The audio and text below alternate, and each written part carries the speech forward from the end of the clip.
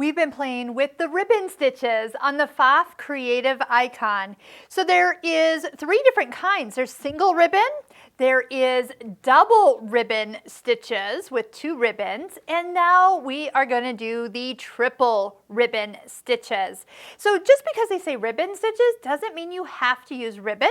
There's a lot of other fibers and trims, yarns, and such that you should try out with these great techniques. So first off, you'll find the ribbon stitches in the category called Techniques, number 8. 8.1, single ribbon stitches, 8.2, double, and now we're in the 8.3, the triple ribbon stitches.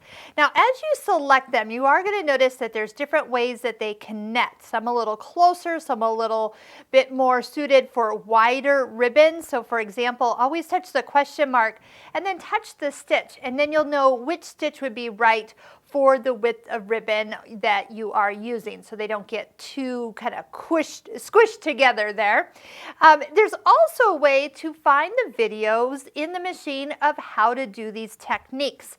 So you can always come over to the book in the top left corner, touch on Techniques and Tutorials, that's the yellow bar.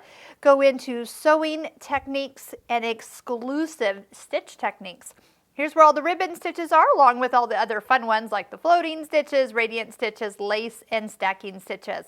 But the reason I bring you in here is because this is a great way to just kind of, again, go over the things you'll need, plus find the video that's actually built into this machine. If you touch right here, it will play the whole thing. And let's just kind of take a peek of what we're in for as we place a ribbon when the machine stops to the angle that it recommends first. First, kind of down into the left, second ribbon down into the right, and then when it stops a third time, that third ribbon's going to come in again right next to the needle and even with the first ribbon. So each time it stops, you're going to twist, and with this particular one with 3 ribbons, it's almost like a braid. So you'll recognize the order. You're always taking the one from the top position to bring it down. We're going to be using the start stop button. That's why this little symbol keeps coming up on screen each time we're ready to sew. Don't try to use your foot control, that's going to mess you up. And you probably want to be a little bit focused when you do ribbon work because it's not easy to correct should you get off sequence. So just to kind of give us an idea, that will give you what you are in for. I'm going to just choose one of them here again with the question mark. This description will give you an idea, like, so if you don't want to go to the video and watch, a little reminder to activate the needle down, start sewing, place the first ribbon in front of the needle at the same angle as the first part sewn, and then start again. So this is where I come to each time to make sure that I'm kind of getting it started the correct way. Once it's started, you're good to go, but this is always a great place to come.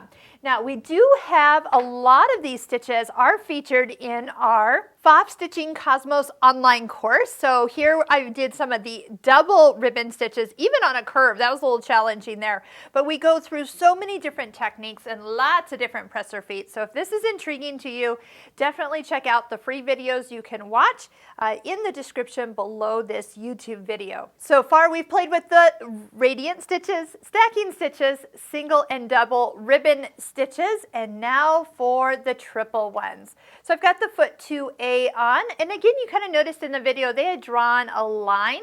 So if you are working in a straight formation, again, a highly recommended item so you don't tend to veer off to the side. Next, let's make sure that the needle stop down button is activated.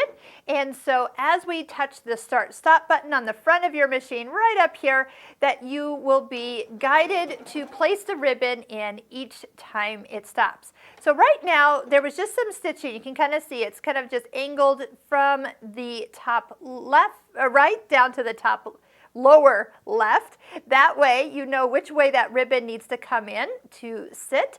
Touch the start stop button. Let's just go ahead and get our next one placed. It should crisscross over the first one. That's kind of how we started the double ribbon stitches as well. So always just make sure it gets nice and snug up against that needle.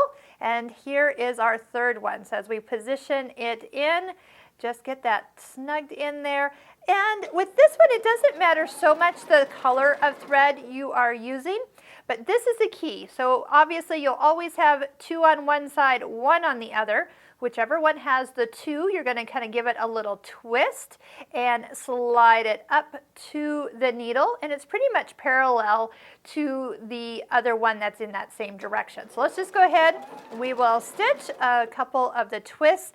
I mentioned about not being distracted. That would be a good thing to do when you're fresh or not watching TV. You know the drill when things can get out of hand here. So, and 2, who says that it has to be ribbon? So definitely get some time to experiment with some other fibers and see what kind of fun looks that you have.